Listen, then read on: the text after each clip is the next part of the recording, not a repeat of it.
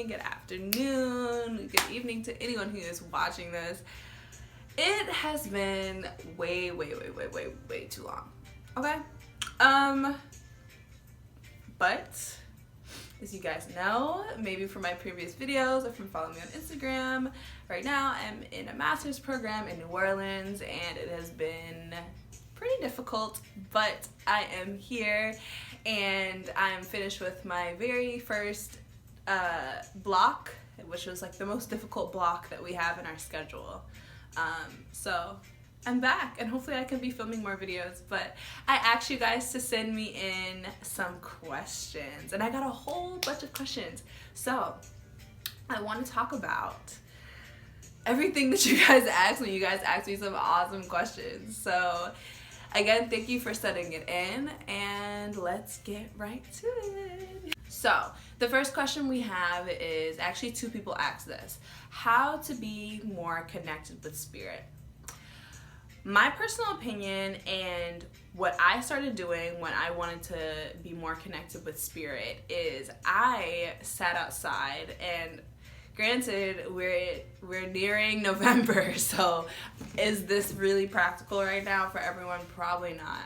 But I'll give you some other tips. So what I did at first was I would sit outside in the sun on my porch in the morning and meditate.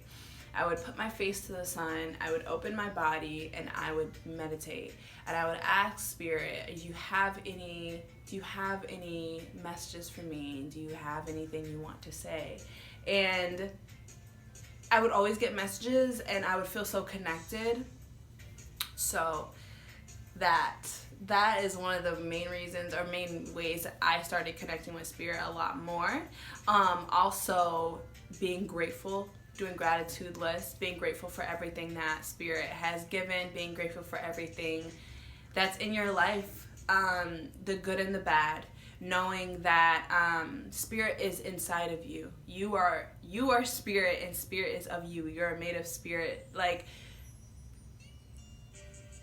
just knowing that spirit walks with you, it's truly a religious experience. Like, it's truly like a spiritual, like, very intense experience is what I'm trying to say. But once you start to have gratitude for everything, including yourself, including your ability to walk, including your ability to talk, to think, to be able to manifest yourself into this reality, you start to see how spirit is in every aspect of your life. I would say gratitude lists, meditating outside in the sun. You guys, the downloads you get from the sun are a little crazy, very intense sometimes. I've seen whole visions from sun downloads. That energy, that masculine energy is crazy.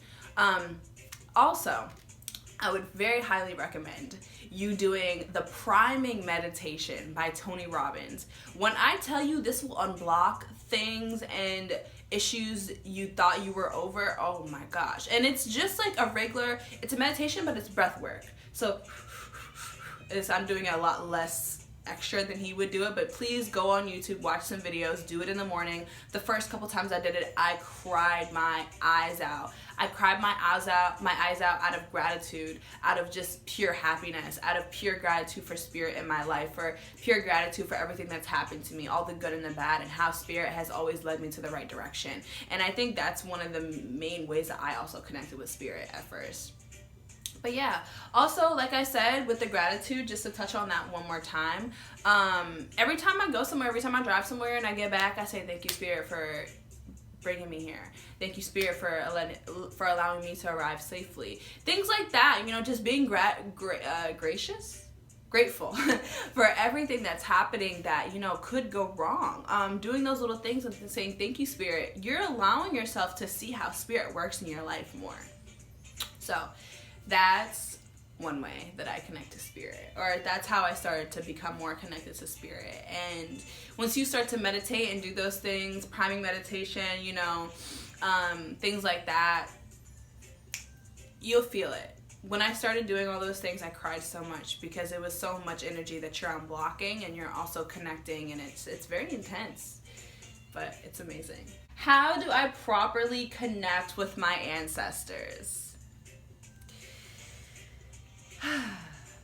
First of all, there is no proper way to connect with your ancestors. What might work for someone else might not work for you, and that's completely okay. You need to realize that you are of your ancestors. Their blood flows through your veins. You are of your ancestors. Your ancestors are of you. Okay? How to connect with them? Connect with yourself. Connect with yourself. Ask questions about your heritage. Ask questions about, your family. Ask questions about your lineage. And then if you feel comfortable, set up an ancestor altar. Do things like that. And then start talking to them. And the main thing with ancestor work, guys, for everyone who's watching this, do not go into it thinking that you're going to get anything out of it. Do not go into it thinking, okay, I'm going to sit down and I'm about to get all these messages and da-da-da-da-da. No. Allow yourself to just start to build a relationship with them. Leave the offerings. Do whatever you feel comfortable with. Talk to them. Main thing is to talk to them. Set out a glass of water. If you're having a cup of tea, give them a cup of tea as well and start to talk to them. Okay? And build a relationship with them as you would if you're going to visit an aunt or going to visit a grandmother or going to visit whatever. Sit down and talk to them. There's no proper way to connect with them. They are you and you are them. They pave the way for you to allow you to walk in this path. Without them, you would not be here. But you are one. You have to also remember that. So whatever way that you connect with your ancestors the best is your way is perfect in its own right. If you want to go out to the river and connect with them in that way, then do that. If your people, if your lineage was of the river and things like that, do that. Things like that. That's how you properly connect with your ancestors, which there's no real proper way. How do I connect with my guides? The same way. How do I connect with my guides? Talk to them. I would say start talking to them when you meditate, and I would also say start with gratitude lists. Okay? Talking and gratitude lists, and also when you're meditating, when you're talking to them, let them know that you're open to communication and you're open to their divine benevolent guidance, and you will feel their presence. Keep doing that. Also, before you go to sleep, what you can do is write down next to your bed, with a notebook or whatever, write down questions that you have for them, or simply write down an affirmation that I will connect with my spirit guides. I will connect with my spirit guides, and they will come to you. Do not worry, they will come to you. But you have to open that door of communication. You have to start talking to them, and you have to allow them to come into your life. That's what I first started doing when I was doing angel work. I'd write down every night, I want to connect with my guides. And after a while, they started showing up in my dreams, and I felt their presence in my life in full form. So just keep doing that, and you're on the right track. You wanting to connect with your guides is already the right track. Even you wanting to connect with your ancestors and you're asking properly, you're on the right track already. Know that there's almost no wrong track to go. I mean, granted, there probably are some. But in your way that you want to connect with them the best is your way. And your way is unique, and your way is not to be devalued. Okay? Moon magic. Okay, best rituals and times to perform. Candle work advice. All right. So I love me some moon magic, okay? Typically, and I don't know everything about this, and I'm going to suggest a book called Magical Herbalism. This book is by Scott Cunningham, Mind, Body, and Spirit /Herbalism. I use this book a lot. I used this book before when I had a lot more time to do a lot more candle work. But I still do candle work now, but it's very, probably like once a month, when before I was doing it a lot more often. Or I also want to say that you don't have to go by the moon cycle. You can do whatever you want when you want. But if you want to capitalize upon the moon cycle, yes, I would recommend you get this book, because this is gonna outline all the different moon phases and how to use them in their proper way. I would say, from my knowledge, just off the top of my head, you know, full moons are good for releasing, as the moon is waning after the full moon, as it's getting smaller. That's signifying, or that's symbolizing you letting go of that thing that you put your energy into when making that candle. That, and then new moons are good for new beginnings and things that you want to grow. So financial magic, money magic, love magic, things like that. I would say more so maybe protection or like banishing things that you want to do would be good on a full moon. But full moons in general are just very powerful. So yeah. So those are my advice with moon magic, or that's my advice on moon magic. I would definitely say get this book and learn some more about this. I'm not specifically very educated with that. I'm still a baby when it comes to that, even though I've been doing this for about a year, like moon magic and things. But also know that your ashe, your juju, your everything is inside yourself, and you can do whatever you want when you want. I do like to stick to colors. Typically, I will always just get a white candle. When I'm in Walmart, I'll always pick up a white candle regardless if I already have one at home, okay? Because white candles are good for all purpose. Black candles are good for banishing and protection. Purple is good for success, I believe. Yellow, orange are also good for success. Red, of course, for love. I posted a lot of stuff on my page about candle. Not a lot, but I posted some things on my page also about that. But I would say, if you're asking me, general rule of thumb, full moon when you want to release, new moon when you want to grow things and create things and manifest things, and use your intuition.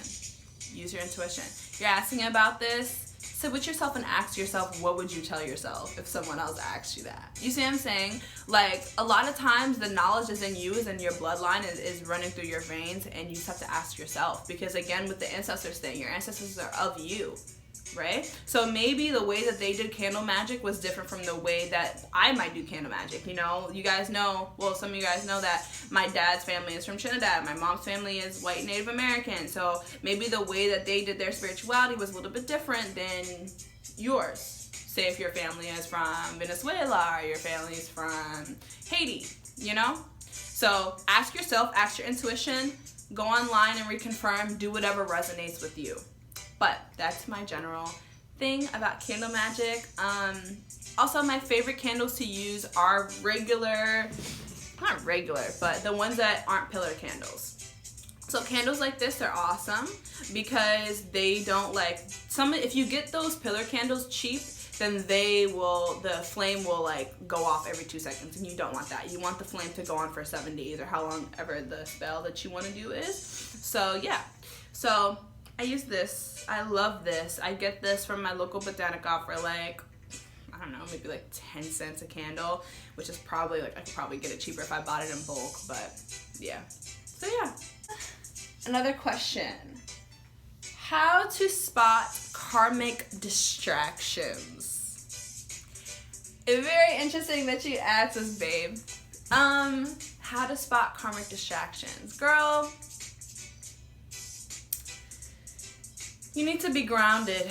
You need to be grounded, but also allow things to play out how they should. Don't forget to consult your spiritual team. Ask them questions. Ask them if they like what's going on. Ask them if you should continue going on, whatever.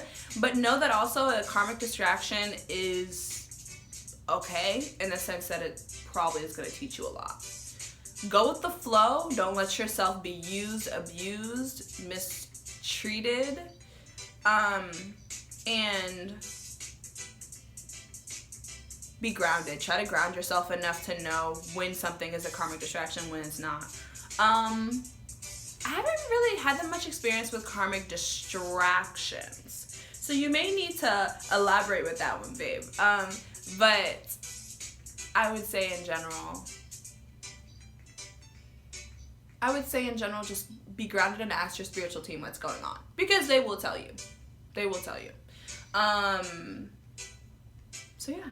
A lot of the questions that you guys asked were repeats, which is interesting, you know, so I hope everyone I answered everyone's questions gracefully. If you have any more questions, of course, leave them in the comments down below. Maybe I can make another video with more questions, but I hope you guys really enjoyed this. I'm happy to be able to connect with you guys again. And of course, for readings, for chakra unblocking, for spiritual products, for anything like that, feel free to check out my website, yourspiritualmermaid.com. I'm also located in New Orleans, so if you are in the New Orleans area and want to do a one-on-one reading, a face-to-face reading, please let me know. Okay? I love you guys so much. Thanks for all your questions. It's been fun. And love and light. I'll talk to you soon.